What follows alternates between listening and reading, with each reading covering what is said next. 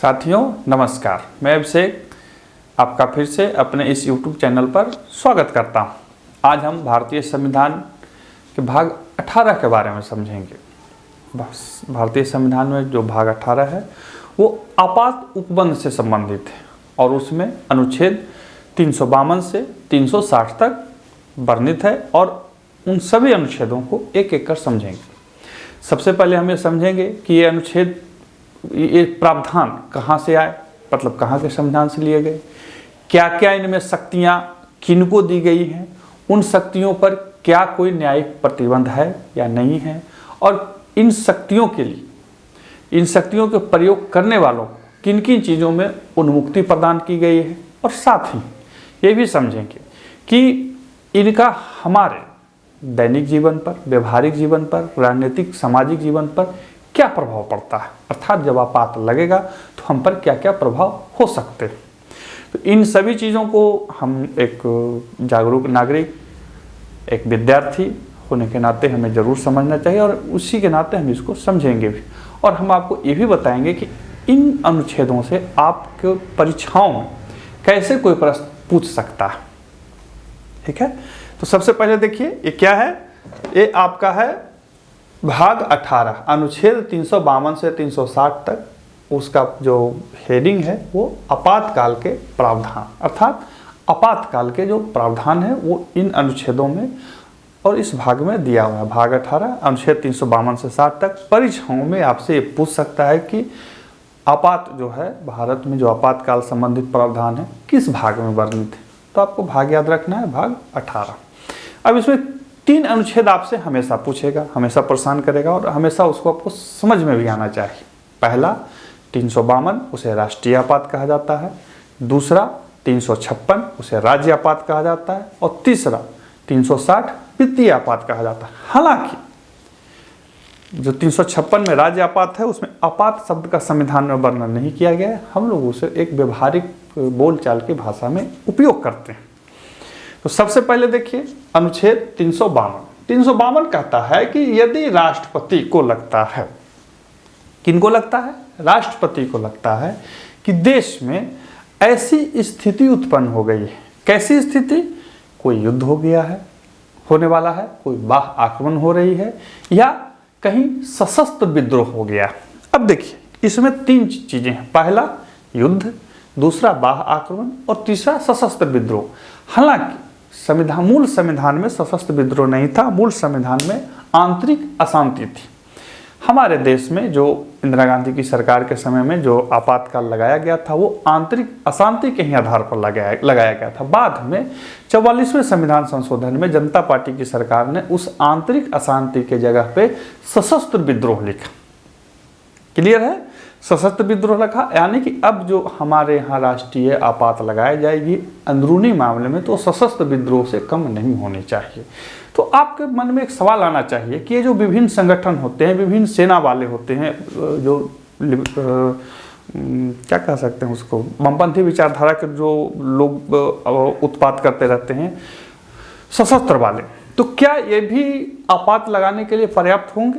तो नहीं, इनको आंतरिक अशांति माना जाता है, ये साधारण विधि माना जाता है। ठीक है, इसको आंतरिक गड़बड़ी माना तो जाता है, लेकिन उस तरह का सशस्त्र विद्रोह नहीं माना जाता है जिसके लिए आपातकाल लगाया जाए।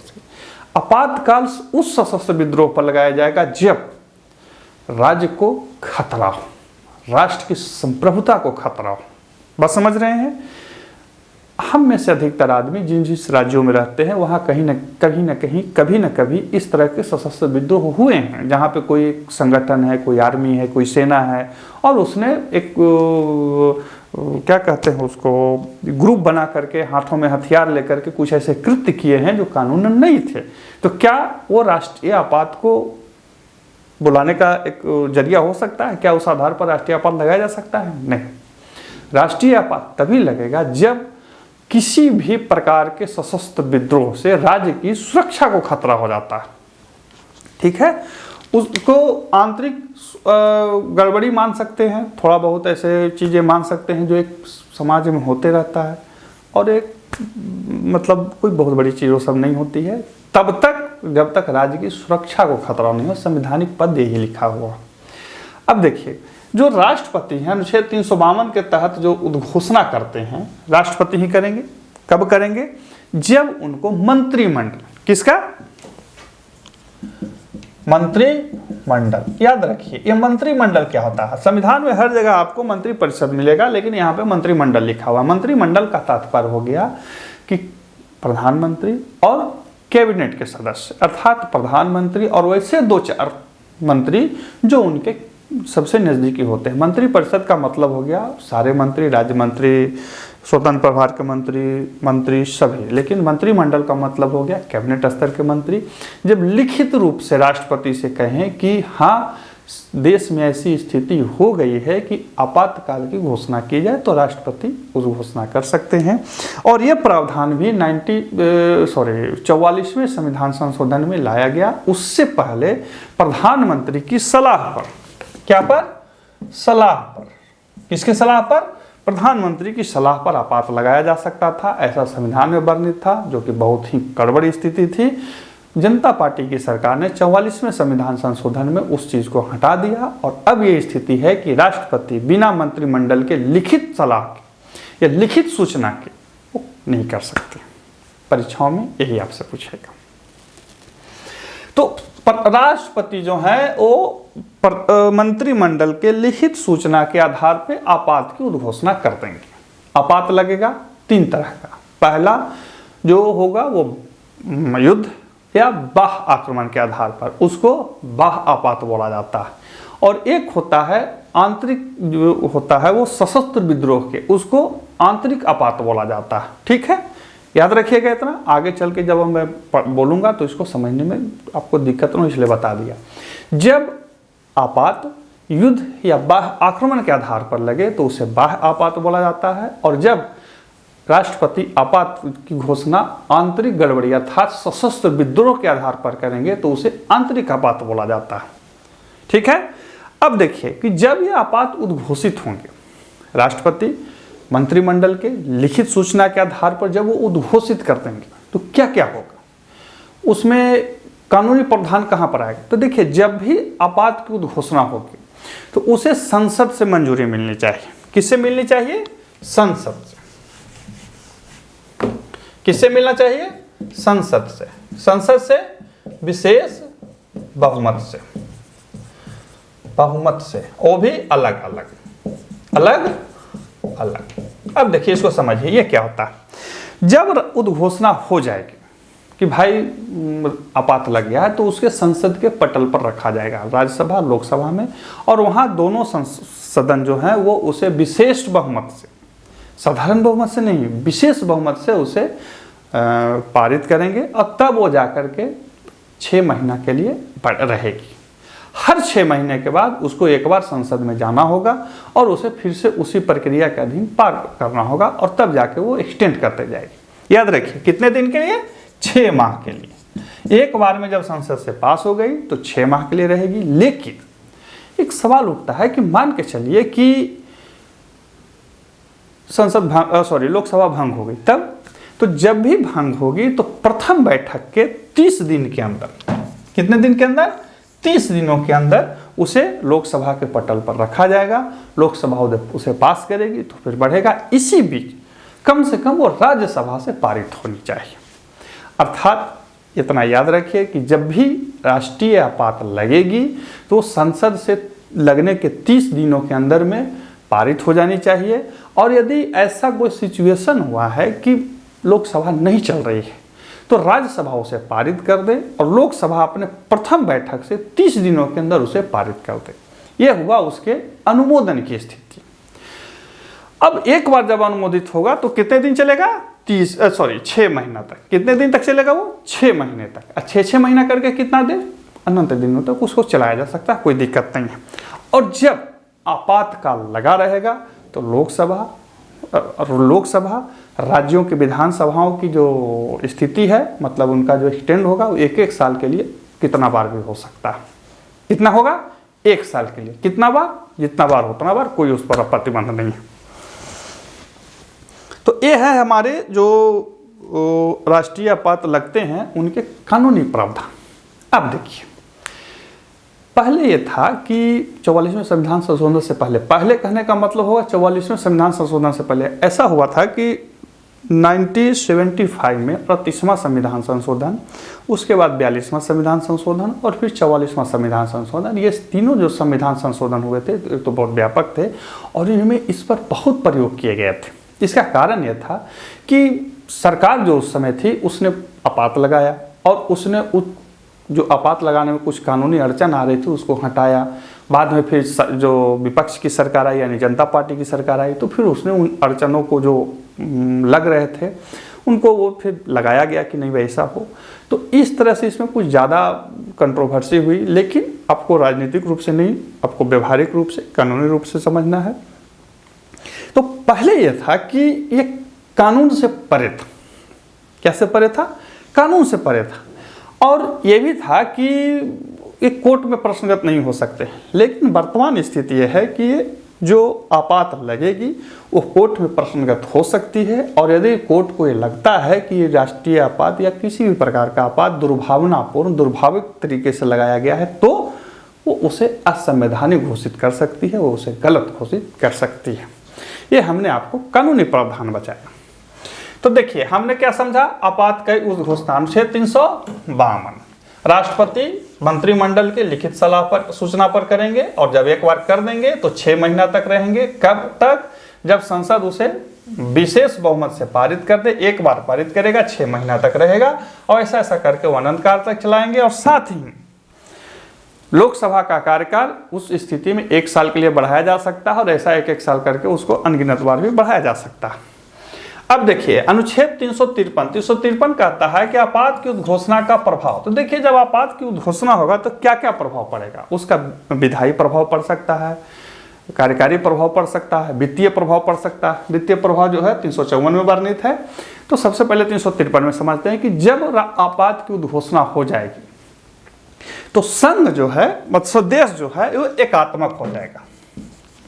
क्या हो जाएगा? एकात्मक, अर्थात राज्य और केंद्र के बीच के जो विधायी बंटवारा था वो खत्म हो जाएगा और जो राज्य विधानसभा है, राज्य विधानमंडल है, राज्य की जो कार्यकारी स्थिति है वो निलंबित नहीं होगी, खत्म नहीं होगी, रहेगी, लेकिन केंद्र के पूर्ण अधीन में काम करेगी।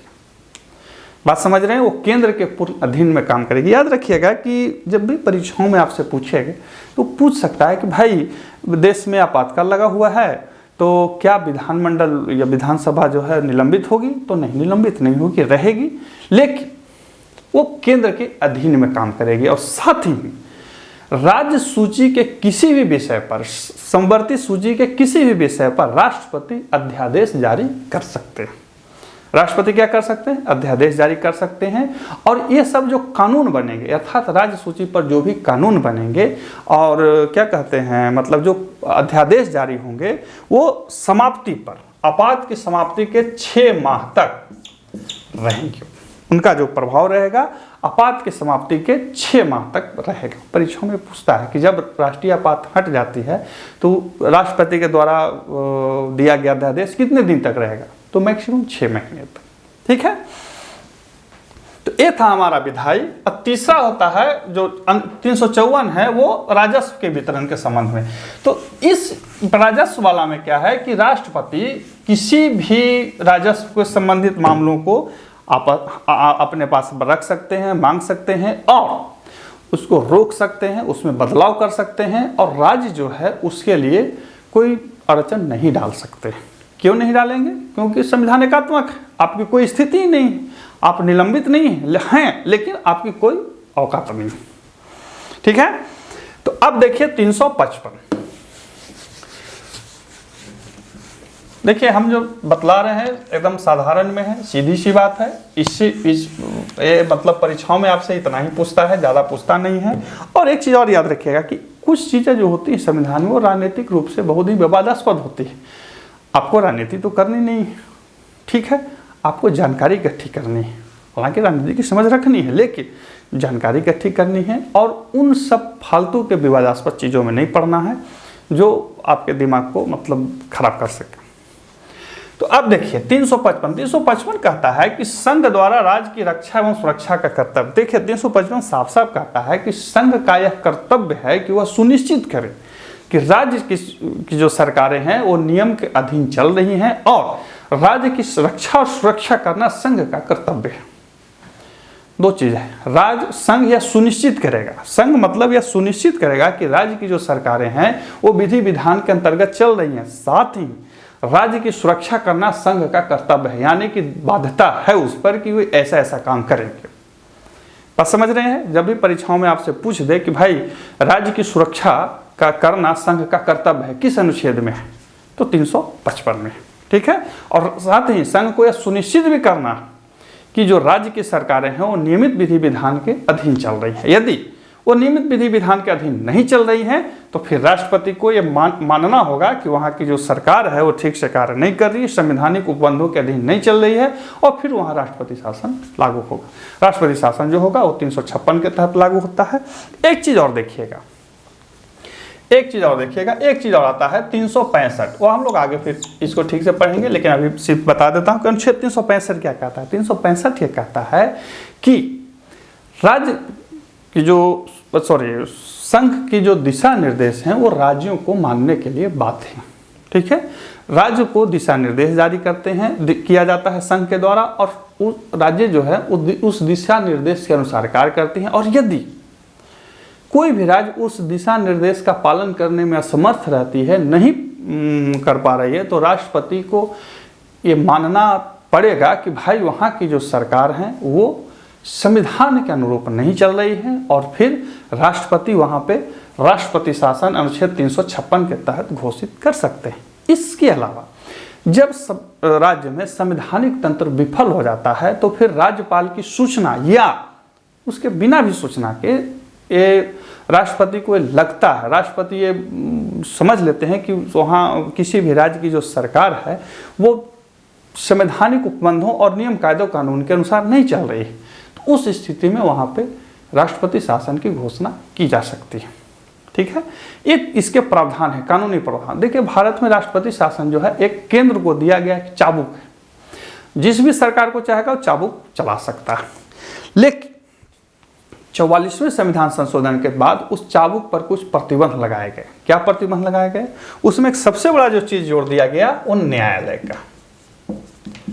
किसका जोड़ दिया गया? न्यायालय का। अर्थात कहीं पर भी आपात भी लगा तब भी और राष्ट्रपति शासन लगा तब भी यदि वहाँ की सरकार को, वहाँ के जो राजनीतिक समूह है या वहाँ के लोग को लगता है कि ये गलत हुआ है तो न्यायालय के पास जा सकते हैं। न्यायालय उस चीज़ों को देखेगा कि क्या ये सही है या गलत है। यदि सही है तो ठीक, गलत है तो फिर राष्ट्रपति शासन हटेगा और जो विधानमंडल को निलंबित किया गया था या उसको खत्म कर दिया गया था या उसे विघटित कर दिया गया था वो फिर से पुनर्जीवित हो जाएगी और कोई जो मुख्यमंत्री वगैरह थे वो फिर से मुख्यमंत्री बनेंगे, लेकिन उनको फ्लोर टेस्ट करना पड़े।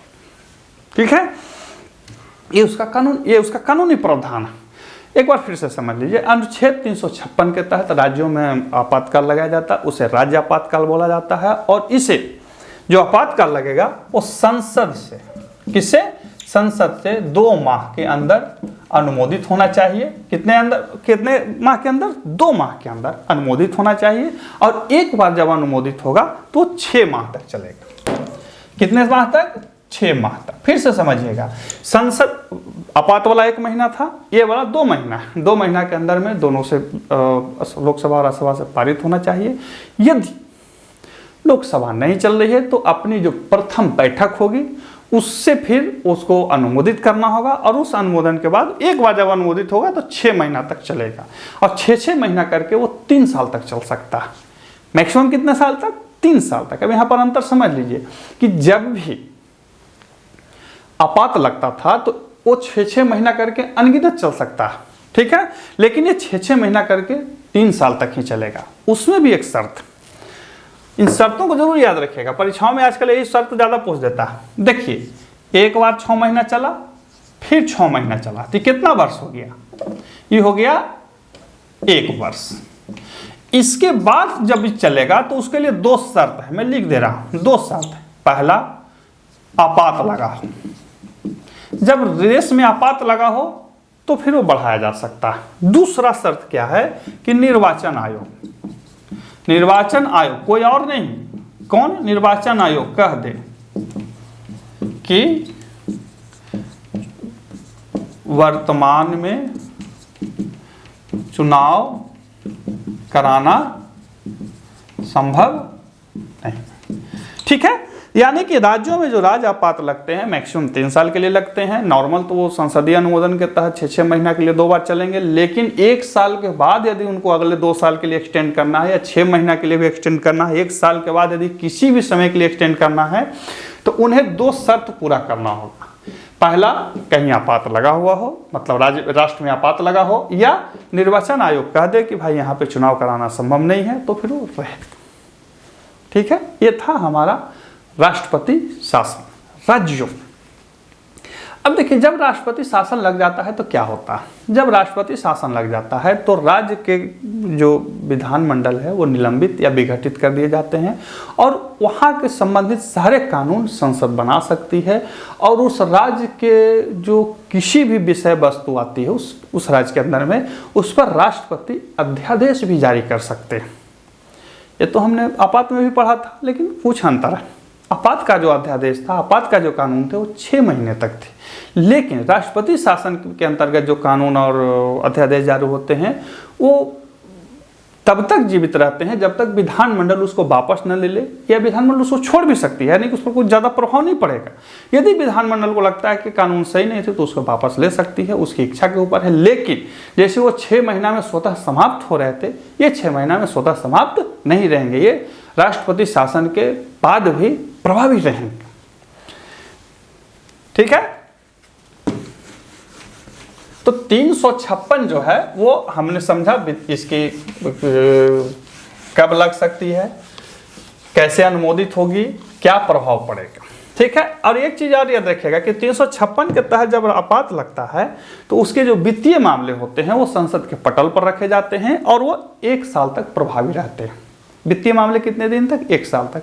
देखिए, एक चीज़ ध्यान रखिएगा फ्रेंड कि जब आप आपात को पढ़ेंगे या पूरे संविधान को पढ़ेंगे तो हमारे यहाँ चूंकि विभिन्न प्रकार के राजनीतिक दल रहे हैं, तो हमारे राजनीतिक दलों के बीचों में वो राजनीतिक स्तर पर तो बहुत मतभेद रहा है, लेकिन आर्थिक स्तर पर कोई मतभेद नहीं रहा। इससे सिद्ध होता है कि हमारे जो राजनीतिज्ञ हैं वो इस बात को समझते हैं कि देश की जो इकोनॉमिक व्यवस्था है उसको एकात्मक रूप से ही चलाया जाए, ज़्यादा अच्छा होगा। ठीक है, खैर इसको आगे भी हम पढ़ेंगे, देखेंगे। अब देखिए 357 क्या कहता है? 357 कहता है कि अनुच्छेद 356 के अधीन की गई घोषणा का विधायी शक्ति का प्रयोग। देखिए, हमने तो बताया है कि विधायी शक्ति का क्या प्रयोग होगा कि राष्ट्रपति उस राज्य से संबंधित कोई भी कानून पर अध्यादेश जारी कर सकते हैं, संसद उस राज्य पर जिस पर राष्ट्रपति शासन लगा हो कोई भी कानून बना सकती है और ये जो कानून बनेंगे वो प्रभावी रहेंगे। कब तक? कोई उसका लिमिटेशन नहीं है, लेकिन राष्ट्रपति शासन हटने के बाद राज्य विधानमंडल उन कानूनों में परिवर्तन कर सकती है, वापस ले सकती है या कुछ भी कर सकती है, उसकी इच्छा के ऊपर है। अब देखिए, अब आया है आपका 358 और 359। इसको थोड़ा ठीक से समझेंगे। इसमें क्या है कि एक शब्दिक पजल है, तो मैं ऊपर लिख देता हूं 358, 359। देखिए 358 कहता है कि जब वह आपात, मैंने शुरू में है आपको कहा था, इसको याद रखिएगा, वह आपात लगेगा तो ये निलंबित हो जाएंगे। अर्थात 358 कहता है कि जब देश में बाह्य आपात अर्थात युद्ध और बाह्य आक्रमण के आधार पर आपात लगेगा तो अनुच्छेद 19 स्वतः निलंबित हो जाएंगे। लेकिन यदि वो आंतरिक आपात लगता है अर्थात सशस्त्र विद्रोह के आधार पर लगता है तो अनुच्छेद 19 निलंबित नहीं होंगे। क्लियर है? फिर से बोल देता हूं कि जब अपने देश में युद्ध और बाह्य आक्रमण के आधार पर राष्ट्रीय आपात लगाई जाती है तो अनुच्छेद 19 स्वतः निलंबित हो जाएंगे। और ये कौन कहता है? 358। लेकिन यदि आपात आंतरिक अशांति अर्थात सशस्त्र विद्रोह के आधार पर लगाए जाते हैं तो अनुच्छेद 19 निलंबित नहीं होंगे। और ये भी प्रावधान 44वें संविधान संशोधन में जोड़ा गया था। ठीक है, देखिए जब आप पढ़ेंगे या कोई बताएगा तो बार बार 44वें, 42वें, 44वें कंफ्यूजन होगा। वर्तमान में जो भी स्थिति आपको बता रहा हूँ 44वें के बाद बता रहा हूँ, और 44वां सिर्फ इसलिए इंगित कर दे रहा हूँ ताकि आपको याद रहे कि ये जोड़ा गया, पहले ये चीज़ नहीं था। 359 कहता है कि 359 ये कहता है कि भाग 3 में उपबंधित मूल अधिकारों का निलंबन। देखिए 359 कहता है कि जब आपात लगेगी, बाह्यंतरिक नहीं, जब आपात लगेगी तो राष्ट्रपति ये कह सकते हैं कि हम फला फला फला मूल अधिकारों को निलंबित कर रहे हैं। अर्थात जब आपात लगेगी तो उस आपात में वर्णित होगा कि किस किस अनुच्छेदों के जो मूल अधिकार हैं उसको निलंबित किया जा रहा है। ठीक है, लेकिन 20 और 21 को छोड़ करके, 20 और 21 को छोड़ करके, अर्थात जब भी आपात लगेगा, किसी भी प्रकार का आपात लगे, ये 2 अनुच्छेदों के जो मूल अधिकार हैं वो निलंबित नहीं होंगे। और 359 में एक चीज और याद रखिएगा कि उसमें लिखना पड़ेगा, वो स्वतः निलंबित नहीं होंगे, उसमें लिखना पड़ेगा कि किन किन मूल अधिकारों को निलंबित किया जा रहा है, कितने समय तक के लिए किया जा रहा है और क्यों किया जा रहा है। यानी कि वो लिखित होगा तभी होगा, यदि लिखित नहीं है तो निलंबित नहीं होगा। लेकिन 358 के अधीन ये कहता है कि जैसे ही आपात लगेगा अनुच्छेद 19 निलंबित हो जाएगा। क्या हो जाएगा? अनुच्छेद 19 निलंबित हो जाएगी। 44वें संविधान संशोधन में बोला गया कि नहीं, जब आपात आंतरिक आधार पर लगेगा तो अनुच्छेद 19 निलंबित नहीं होगी। कंफ्यूजन नहीं। अब देखिए 360 हमारे देश में है वित्तीय आपात। हमने आपको पहले ही बताया कि हमारे जो राजनीतिक लोग थे उन्होंने आपस में झगड़े झंझट राजनीतिक स्तर पर तो बहुत किए, लेकिन उन्होंने आर्थिक स्तर पर कोई झगड़ा नहीं किया। यदि आर्थिक स्तर पर झगड़ते तो हमारी भी स्थिति श्रीलंका और पाकिस्तान वाली हो जाती है ना। तो 360 क्या कहता है? 360 कहता है कि देश में वित्तीय आपात, हालांकि अपने देश में अभी तक लगा नहीं है, इसके भी 2 माह के अंदर संसद से अनुमोदन चाहिए। क्या चाहिए? 2 माह के अंदर अनुमोदन चाहिए, और इसका जो अनुमोदन होगा साधारण बहुमत से होगा। किससे होगा? साधारण बहुमत से होगा। अर्थात जब देश में वित्तीय आपात लगेगा तो संसद से 2 महीने के अंदर वहाँ अनुमोदित होना चाहिए, और वो भी साधारण बहुमत से। इसके साथ वही कंडीशन है, यदि लोकसभा नहीं चल रही है तो बैठक होगी, उसको अनुमोदित करेगी, और एक बार जब ये लग जाएगा तो फिर ये अनंत काल के लिए है। किसके लिए है? ये अनंत काल के लिए। हमने आपको क्या बताया था? आपात जो था 6 महीने के लिए था, हर 6 महीना उसको संसद से अनुमोदन चाहिए, लेकिन इसे एक बार अनुमोदित होने के बाद अनंत काल तक के लिए रखा जा सकता है, उसको कोई छेड़छाड़ नहीं होगी। और साथ ही जब वित्तीय आपात लगेगा तो किसी के भी वेतन भत्तों में कटौती की जा सकती है, राज्यों के राजस्व में को रोका जा सकता है, और साथ ही हर वो उपाय किया जाएगा जिससे राज्य के जो वित्तीय भार है उसको कम किया जा सके। ठीक है, कोई दिक्कत नहीं। अब देखिए कि अब एक सवाल उठ सकता है कि जब आपात लगती है तो वापस कैसे होगी? राष्ट्रीय आपात जब लगेगा तो वापस कैसे होगा? तो देखिए राष्ट्रीय आपात जो लगता है वो 3 तरह से वापस हो सकता है।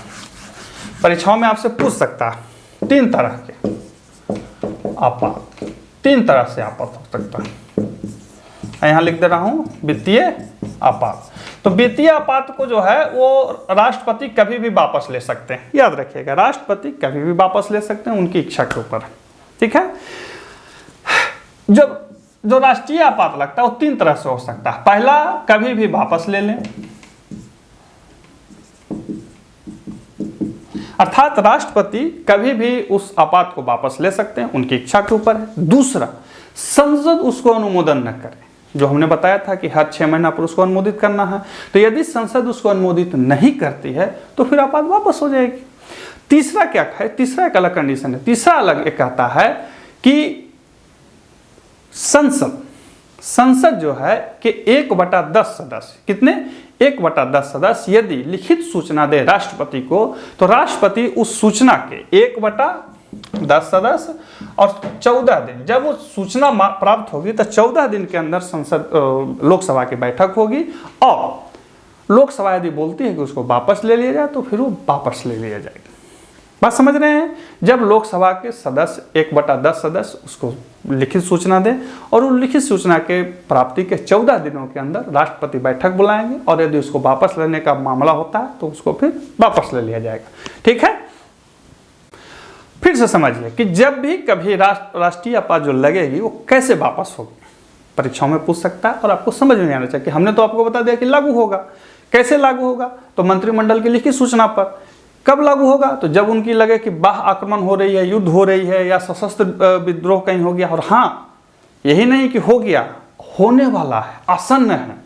और साथ ही ये भी याद रखिएगा कि 42वें संविधान संशोधन में लिखा गया था कि जो आपात है वो पूरे देश ही नहीं कहीं और भी लगाया जा सकता है। मतलब कि केरला में झगड़ा हो रहा है तो महाराष्ट्र में कहे के लिए आपात लगेगा, किसी भी कोना में लग सकता है, देश के किसी भी कोने में लगा सकता है। और ये जो प्रावधान है 1942 गलती हो गया, 42वें संविधान संशोधन में इस चीज़ को रखा गया था। और एक चीज ध्यान रखिएगा कि पहले इसके कानूनी प्रावधान न्यायालय के मामले से बाहर रखा गया था, लेकिन 44वें संविधान संशोधन में इसको न्यायालय के अधीन रखा गया है। अर्थात किसी भी प्रकार के आपात, किसी भी प्रकार की स्थिति को जो राष्ट्रपति शासन होता है उसको भी न्यायालय देख सकती है। फिर से इसको देखिए, कोई कंफ्यूजन नहीं होना चाहिए। जब आपात लगेगा तो वो 3 तरह से वापस हो सकता है। पहला, जब राष्ट्रपति वापस ले ले, क्या कर दें? राष्ट्रपति वापस ले ले। दूसरा, संसद उसको अनुमोदित न करे, संसद अनुमोदन न दे, अपने वापस हो जाएगा। तीसरा कहता है कि जब 1/10 सदस्य उसको राष्ट्रपति को लोकसभा के, राज्यसभा नहीं, लोकसभा के 1/10 सदस्य लिखित सूचना दें कि भाई इसके लिए बैठक बुलाइए, हम लोग इस पर चर्चा करेंगे। और उस लिखित सूचना के 14 दिनों के अंदर वो लोग आएंगे, बैठेंगे, निर्णय करेंगे। यदि वापस लेने का मामला हो वो वापस ले लेंगे। अब यहाँ पे एक सवाल आपके मन में आ सकता है, या हम पूछ सकते हैं, या कोई आपसे पूछ सकता है कि आपात के अनुमोदन में और आपात के वापस लेने में क्या अंतर है? ठीक है, तो देखिए, आपात के जब अनुमोदन होगा तो उसे संसद से मंजूरी मिलनी चाहिए, और वो भी विशेष बहुमत से। किससे मिलनी चाहिए? संसद से। संसद मतलब लोकसभा और राज्यसभा से मिलनी चाहिए। और किस के आधार पे? विशेष बहुमत के आधार पे। लेकिन जब उसको वापस लिया जाएगा तो हमने कहीं ये नहीं कहा, हमने कहा कि राष्ट्रपति अपने मन से ले सकते हैं, ठीक है। लेकिन यहाँ क्या था, जब लगाना था तो राष्ट्रपति मंत्रिमंडल के लिखित सूचना पर लगाएंगे, पहला अंतर हो गया। दूसरा कहता है कि संसद अनुमोदन न दे, संसद नहीं देगा तो नहीं चलेगा। लेकिन यहाँ क्या था कि संसद को अनुमोदन देना ही देना है, ठीक है। तीसरा क्या कहता है कि लोकसभा अर्थात लोकसभा के 1/10 सदस्य जब लिखित सूचना दें तो राष्ट्रपति उस लिखित सूचना के प्राप्ति के 14 दिनों के अंदर मीटिंग लोकसभा का बुलाएंगे। यहाँ पे राज्यसभा का जिक्र नहीं है, अर्थात वापस लेने के लिए राज्यसभा का कोई मतलब है नहीं, लोकसभा भी उसको वापस ले सकती है। बस समझ रहे हैं? अब देखिए, हमने एक चीज और बोला था, वित्तीय आपात। वित्तीय आपात जो होता है वो साधारण बहुमत से लागू किया जा सकता है, और साथ ही उसको राष्ट्रपति कभी भी वापस ले सकते हैं, ठीक है। तो ये था हमारा आज का आपका आपात से संबंधित उपबंध। एक चीज और याद रखिएगा कि भारतीय संविधान में आपात जो उपबंध है वो बीमर या वाइमर, जो भी आप अंग्रेजी में पढ़ सकें, जर्मन संविधान से लिया गया है। कहाँ के संविधान से लिया गया? जर्मन के वीमर या वाइमर संविधान से लिया गया है। और वाइमर एक जगह का नाम था जहाँ पे प्रथम विश्व युद्ध के बाद जर्मनी के लोगों के लिए संविधान बनाया गया था। वो व्यक्ति का नहीं, किसी जगह का नाम था, ठीक है। तो फिर मिलते हैं अगले वीडियो में, तब तक के लिए नमस्कार।